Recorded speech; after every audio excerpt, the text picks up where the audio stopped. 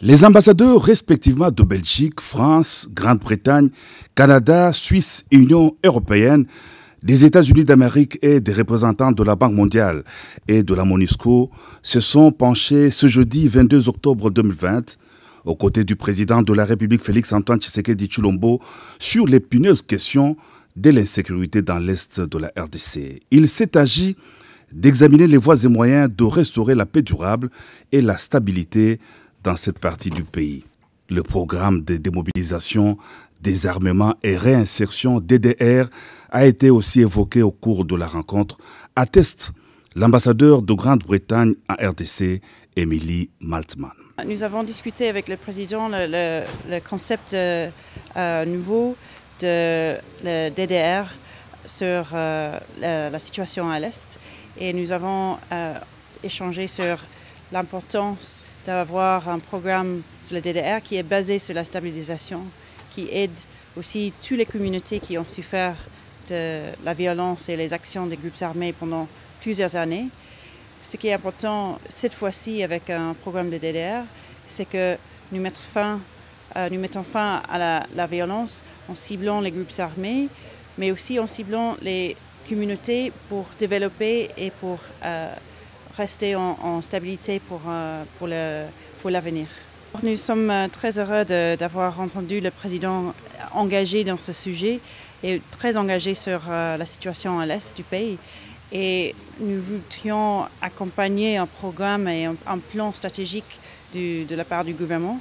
Ce qui est important pour nous, c'est d'avoir un point focal avec qui nous pouvons discuter plus en détail et pour impliquer tous les acteurs internationaux qui s'intéressent à ce sujet. Ça inclut les barrières de fonds, mais aussi la MONUSCO et de voir comment une stratégie peut contribuer à une stabilité durable.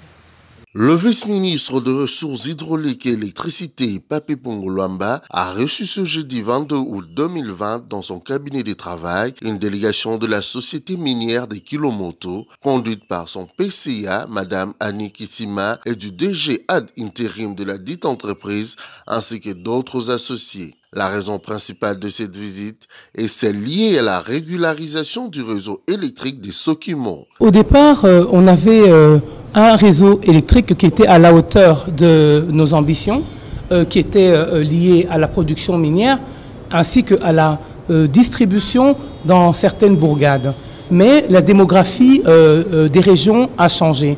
Donc, pour desservir ces populations, il faut que le réseau se mette à la hauteur et augmente sa capacité de production, de transport ainsi que de distribution de l'électricité.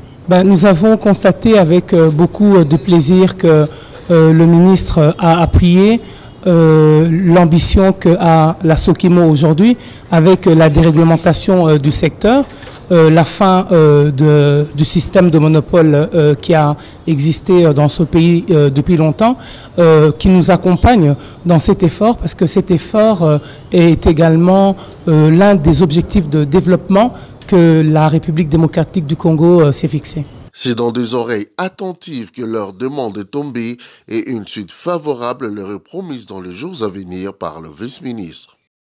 Après son séjour dans la cité de Tchumbe et Wembounyama, le gouverneur Joseph Stéphane Mukumadi a pris les volants de sa Jeep direction Lubefou, chef-lieu du territoire portant le même nom, avant-dernière étape de son itinérance. Chemin faisant, le numéro 1 de la province du Sankuru n'a pas manqué une seule occasion pour s'entretenir avec ses administrés regroupés dans chaque village le long de son passage pour prendre en compte leurs desiderata et y remédier sous peu. Au village Vunga, le gouverneur Mukumadi était désagréablement surpris par l'état du bâtiment de l'hôpital, de la place et les conditions d'internement des malades. Bâtiment en chaume et vétuste, manque de lits, de médicaments et de matelas. Sur place, il paye la facture de tous les malades internés faute de moyens et ordonne leur libération immédiate. Au village Oshingotu, le gouverneur Mukumadi n'est pas au bout de ses surprises par l'état de délabrement très avancé du bâtiment de l'école primaire de la place. Les élèves étudient en même les sols. Ils débloquent le fonds pour la réhabilitation de cette école à la grande satisfaction de la population.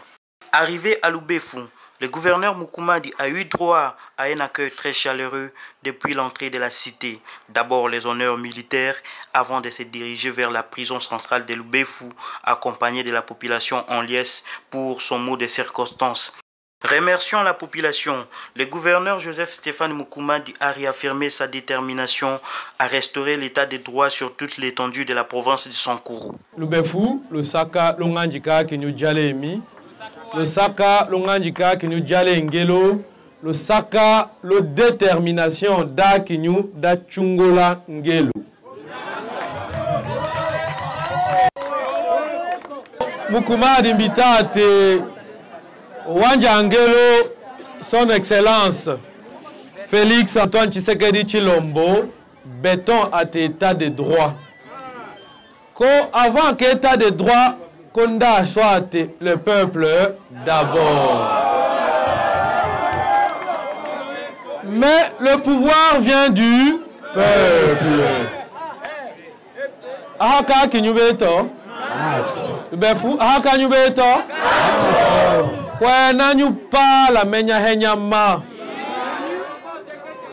Signalons que le gouverneur Mukumadi va poursuivre son safari vers Lusambu, chef-lieu du territoire, comme point de chute de son itinérance.